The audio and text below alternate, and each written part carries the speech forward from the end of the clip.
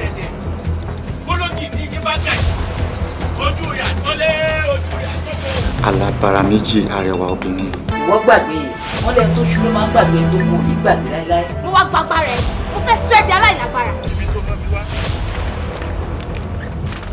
ibẹ̀ ni wọ́n wọn lọ.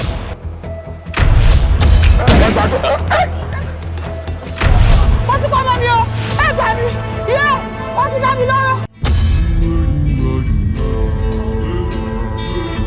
irú ọ̀rọ̀ ọmọkùnrin tó ń dà ní láàmú tó ń dà wá láàmú tó fẹ́ sọ mí dẹni tí ọmọ sí.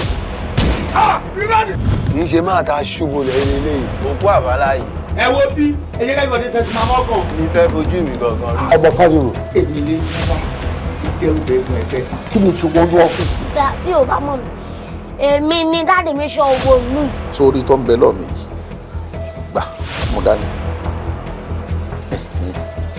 òrùka àpájì ni. lọ́jọ́ wà kún lọ́jọ́ wà sí òun àti Ọ̀rúnmìlà lọ́jọ́ lọ́rẹ̀ ìgbégbà wà. Ọ̀rúnmìlà wá ń bi wọ́n pé báwo lẹ̀ ṣe ní fọwọ́ kan àwọn ọmọ òun torí pé àwọn ọmọ òun ti di ọmọ rẹ̀. wọ́n ní kó rọra máa tẹ̀lé bàṣubàṣu lókè ìpẹ́. yéè ajagun máa lé o. kí ló ṣàyà mi lókè ìpẹ́. gbági lébò ṣoògùn. ìdájọ́ ọ̀rọ̀ ìfúdàánù.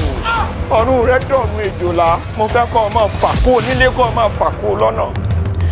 mo mọ̀ nígbà tó wà lóde ayé ọ. yòrò ọ̀fọ̀ lè rí èyí ṣe wá jẹ́jẹ́ tiẹ̀ ló wà wálé ayé tí ó mọ̀ jalè. ẹ máa mọ̀ kọ́tẹ́ ìṣe o ó dàbí bọ́dà lẹ ti wà láàrin yín.